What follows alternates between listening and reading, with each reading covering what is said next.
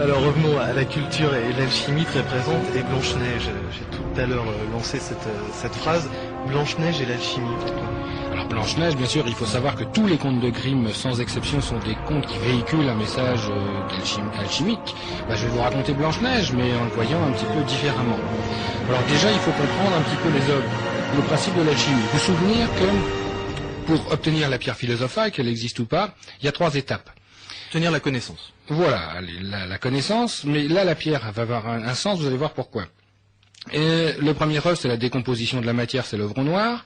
La deuxième œuvre, c'est recomposer la matière, c'est l'œuvre au blanc. Et le troisième œuvre, c'est quand la lumière descend à la matière, c'est l'œuvre au rouge. Donc 3 couleurs, noir, blanc, rouge. Ensuite, on va passer 3 étapes que j'ai sommairement nommées tout à l'heure, qui sont les 7 étapes à franchir: la maîtrise de la peur, l'écoute de l'autre, la perception de l'unité, la maîtrise de la violence, recevoir la puissance sans succomber au pouvoir, et rassembler ce qui est épars. Donc 7 épreuves à franchir.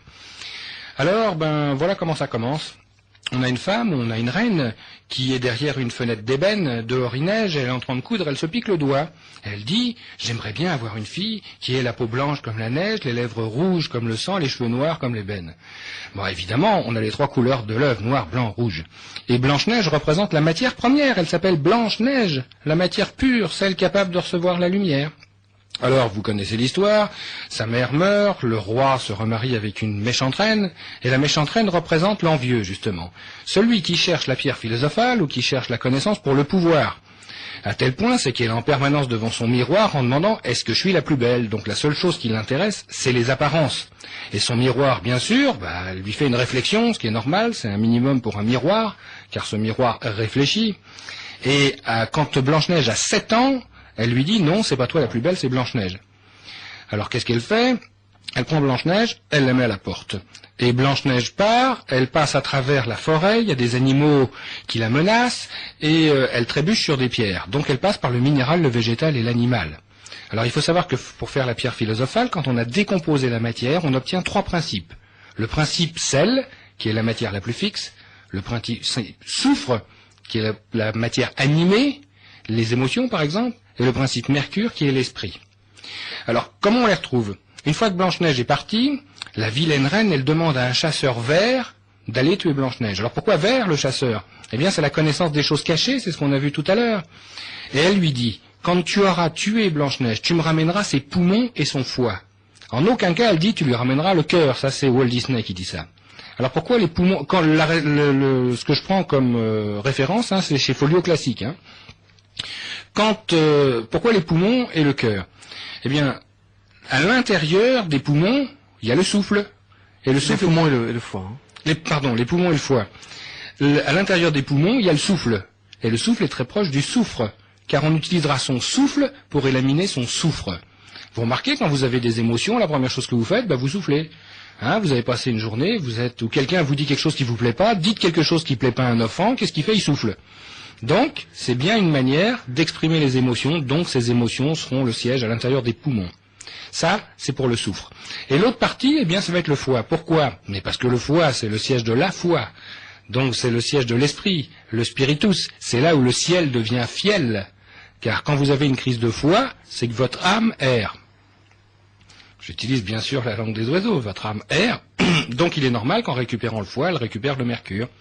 Et elle lui dit... il manque un élément, le sel, l'élément le plus fixe. Et elle dit: quand vous les aurez, vous les ramènerez à mon cuisinier qui les cuisinera au sel. Et ça, c'est textuellement marqué.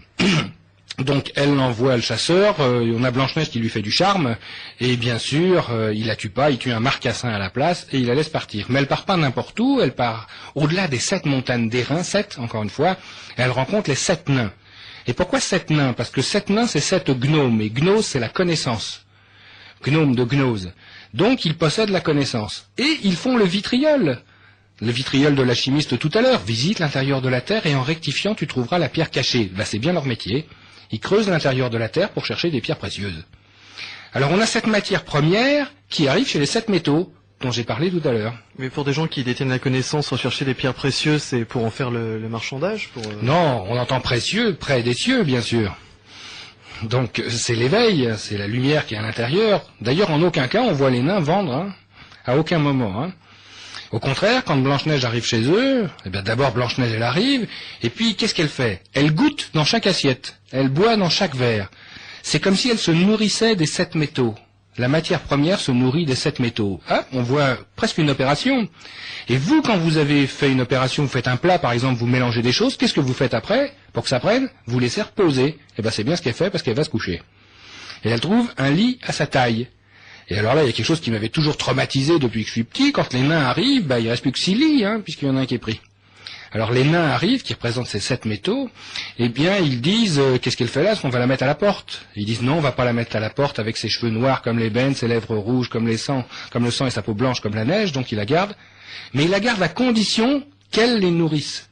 Donc une fois que les métaux ont nourri la matière première va nourrir les métaux. Et là on voit cette unité, on voit cet échange avec la nature si on veut réussir la pierre.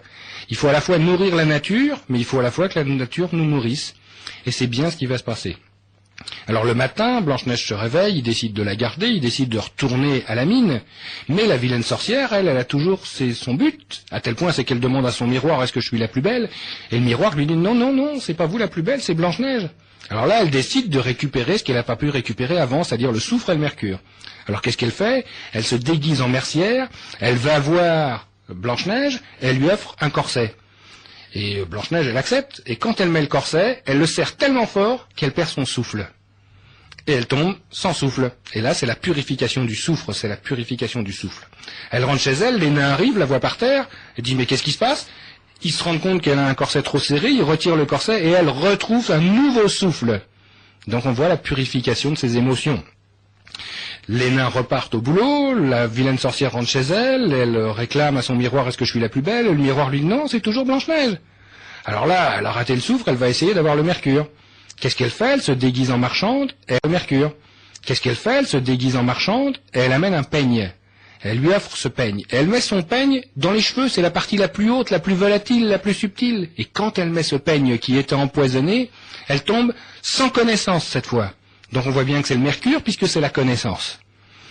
Et à ce moment-là, eh bien, la sorcière rentre chez elle, les nains rentrent, la voient par terre sans connaissance, et ils disent quel malheur, est-ce qu'elle a un corset? Non, elle n'a pas un corset, ils voient un étrange peigne, ils lui retirent le peigne, et elle recouvre sa connaissance, c'est la purification du mercure. Et la sorcière, eh bien, pose toujours la question à son miroir, est-ce que je suis la plus belle? Et le miroir lui dit non, c'est toujours Blanche-Neige. Alors cette fois, elle décide de faire un gros coup. C'est-à-dire, elle décide de prendre les deux d'un coup. Et qu'est-ce qu'elle fait? Elle fabrique une pomme. Déjà, le fruit de la connaissance. Bon, c'est une erreur de traduction, mais on va dire que la pomme, c'est le fruit de la connaissance. Et elle prend cette pomme, elle la trempe la moitié. Elle empoisonne la moitié. Une face rouge et une face blanche. Et bien, symboliquement, le rouge représente toujours le soufre et le blanc représente toujours le mercure. Et elle amène la pomme à Blanche-Neige, qui cette fois s'est fait avoir 2 fois, elle veut pas la manger. Alors elle coupe les parties en 2, elle mange la blanche et elle lui donne la rouge. Et Blanche-Neige s'empoisonne. Et cette fois, elle tombe comme morte, c'est ce qui est dit. La première fois, on a essayé de prendre le souffle, la deuxième fois, on a essayé de prendre le mercure, et la troisième fois, c'est la matière qui semble morte, car on peut trouver l'esprit qu'en passant par une mort apparente. Et la sorcière rentre chez elle, et les nains la voient par terre, ils se disent, est-ce que c'est un corset? Non, c'est pas un corset. Est-ce que c'est un peigne? Non, c'est pas un peigne. Alors là, ils sont bien embêtés, parce qu'elle semble vraiment morte. Alors, il la déshabille, et il la lave avec de l'eau et du vin, liquide blanc, liquide rouge, pour essayer justement de faire ressortir le phénix de tout à l'heure. Et là, il n'y a rien à faire. Alors ils décident de la veiller, chacun leur tour avec une bougie. La première fois au début des contes, ils l'ont nourrie de matière, avec un verre, avec une assiette. Cette fois, à la fin du conte, ils la nourrissent de lumière, avec 7 bougies. Et une fois que c'est fait, ils s'aperçoivent que, elle ne revit pas. Alors ils décident de la mettre dans un cercueil dont on peut voir de tous les côtés. Mais un cercueil dont on peut voir de tous les côtés, c'est un ballon. C'est comme un ballon de laboratoire. Donc on voit cette matière première qui est passée par les 7 métaux, on a purifié le soufre, on a purifié le mercure, on a apporté la lumière des 7 métaux, et maintenant, il ne faut plus qu'il y ait que la lumière à l'extérieur qui accepte de rentrer à l'intérieur. Eh bien, c'est ce qui se passe avec le beau prince charmant, qui représente Mercure, le messager des dieux, toujours beau, toujours jeune. Alors il arrive, il voit ce cercueil de verre, et il demande aux nains, est-ce que je peux vous l'acheter? Alors les nains, ils sont outrés, ils disent non, bien sûr, tu peux pas l'acheter, pour tout l'or du monde, tu pourras pas l'avoir. Donc on voit bien que c'est pas l'argent qui l'intéresse, c'est pas une valeur pécuniaire. Alors le prince réfléchit et il dit, et si je vous promettais de la chérir jusqu'à la fin de mes jours et de l'amener chez moi? Alors là, ils acceptent. Alors là, il y a une fin soft et une fin hard. Donc la fin hard, il lui fait un enfant, et c'est l'enfant naissant qui la réveille, c'est la conjonction de la matière première et de l'esprit. donc c'est bien la pierre philosophale. Et la fin soft, c'est il a fait emporter par ses serviteurs, il fait emporter le cercueil, il y en a un qui trébuche et il y a le trognon de pomme qui sort. Ce qui l'empêche pas de l'amener dans son château pour lui faire beaucoup d'enfants quand même. Mais c'est pas fini. C'est pas parce qu'il y a la conjonction entre l'esprit et la matière qu'on a terminé. Il reste encore les matières puantes. Parce que la vieille reine, elle est toujours vivante. Alors ils invitent la vieille reine au mariage et ils présentent devant elle des galoches chauffées au blanc. Mais c'est des creusets, ça, des galoches chauffées au blanc. Et elle doit les mettre et danser jusqu'à ce que mort s'en suive. Eh bien, quand j'aurai pris ma matière et que je vais la mettre dans un creuset chauffé au blanc, la matière qui danse, c'est ça, hein, elle danse grâce à la chaleur. Et une fois que cette matière puante sera morte, il restera que la matière pure. Eh bien, vous n'écouterez plus jamais Blanche-Neige de la même manière. Non, là, vous avez brisé beaucoup de rêves. Mais pourquoi laisser... pourquoi Grimm a-t-il réalisé c'est presque une formule? Ah, il y a vraiment des modes d'emploi, je pense. Là, vous en avez une autre histoire de Grimm ou parce que je comptais aujourd'hui vous faire lire une de vos nouvelles, mais elles sont trop longues, hélas. Mais est-ce que vous avez un autre exemple d'un conte de Grimm ou... Il y en a plein. Il y a Cendrillon. Je vous encourage bien sûr à toutes les lire. Je les ai relus le mois dernier, ça tombe bien qu'on en parle aujourd'hui, mais... Voilà, donc il y a Cendrillon, il y a l'Alouette sauteuse et chanteuse, il y a les 7 corbeaux. Les 7 corbeaux, on peut vraiment aller dessus, mais c'est un peu trop symbolique. C'est-à-dire qu'il faut déjà avoir des clés pour comprendre. Donc, mais vous avez aussi, bon, bien sûr tous les contes de Grimm, mais un que j'aime beaucoup. Il y en a deux que j'aime beaucoup, pas dans les contes de Grimm, mais chez Rabelais ou chez Cervantes, parce que vous remarquerez que Don Quichotte, c'est un grand maigre, et il est avec Sancho Panza, qui est un petit gros. Ben, c'est le soufre et le mercure, et c'est le couple infernal qui vont à la quête de l'inaccessible étoile. Et donc ils vont à la quête et ils chassent pas n'importe quoi, ils chassent des géants. Et à l'intérieur des géants, c'est quoi? C'est des moulins à vent. Donc ils chassent quelque chose qui est dans le vent. Et on peut dire en alchimie, on le dit, le vent l'a porté dans son ventre. Donc ils chassent bien ça. Et les géants, dans tous les contes de fées, vont avoir un sens très intéressant. Géant, G à l'intérieur, il y a quelque chose à chercher. Alors Rabelais, tous ces géants en plus commencent par la lettre G. Et la lettre G est intéressante parce que si vous regardez sa forme, c'est une spirale qui va vers l'intérieur et qui nous dit va chercher à l'intérieur des choses. Eh bien, vous avez Gargantua, vous avez Grand Gousier, vous avez Gargamel, le père, la mère, le fils, et qui commence et il cherche quoi? La dive bouteille, c'est-à-dire ce qui rend divin, car le vin rend divin. Eh bien, ils vont faire cette quête. Et quelle est cette quête à l'intérieur de la dive bouteille? On a parlé tout à l'heure des 4 éléments, ben, il y en a un 5e qui est au-dessus des autres. Et ce 5e élément, il s'appelle la quintessence. La 5e essence. Eh bien là est leur quête. Et c'est pas Gargantua qui va le trouver, mais c'est son fils. Et pour bien montrer qu'il l'a trouvé, cette quintessence, son nom, il va s'appeler Pantagruel. Panta, comme ça. Et la lettre G qui était au début du nom de ses parents vient après le Panta. Et pour bien montrer ça, chapitre 19 du 5e livre, eh bien, il arrive dans l'île de la quintessence. Et là, il rencontre la reine de Lanternois, c'est-à-dire celle qui a la lumière sur la tête, qui l'amène à un prêtre, qui l'amène dans un temple souterrain, et qui lui fait visiter une salle mystérieuse où il l'amène à une fontaine à 7 côtés, sur lesquels il y a 7 métaux, avec 7 pierres précieuses. Et à l'intérieur, il trouve la chose qu'il cherche le plus. Et quand il a fini, il est ramené en haut, où on le nomme abstracteur de quintessence. Puisqu'on est dans la littérature, il y a beaucoup de gens qui ont découvert récemment Tolkien grâce au Seigneur des Anneaux. Alors on ne va pas s'attarder sur le film qui passe sur beaucoup de choses, mais dans le livre, dans la série des 3 livres de Tolkien, l'alchimie est présente, très présente. Oui, bien sûr, l'alchimie est présente, mais c'est normal, parce que Tolkien c'est un philologue, donc à l'origine c'est un universitaire quand même. Donc ce qui veut dire qu'il a une connaissance très pointue de toutes les traditions populaires. Donc la tradition populaire est étroitement mêlée à l'alchimie. Alors lui, en plus, il parle du petit peuple, il parle de tous les personnages féeriques qui sont particulièrement dans tous les pays du Nord.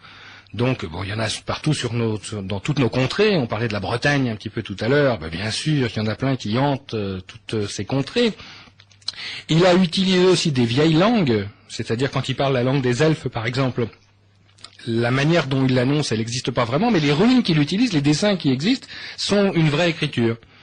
Donc, il s'est appuyé sur des choses qui sont réelles, qui sont solides. Et dessus, il a fait une geste, il a fait une quête, qui est, après tout, celle d'un anneau forgé et qui retourne dans cette forge. Donc, c'est celle de la création de l'anneau. On partait d'une énergie indifférenciée et on l'a fractionnée entre les hommes, les nains, les elfes. Et le but du jeu, c'est de rassembler tout ce qui est épars pour retrouver cette unité. Alors là, évidemment, ça se fait un peu dans la douleur, c'est-à-dire que il n'est de rassemblement possible que contre un ennemi commun. Et la quête, finalement, c'est de dire que même quand cet ennemi commun aura disparu, eh bien, le fractionnement devra disparaître avec.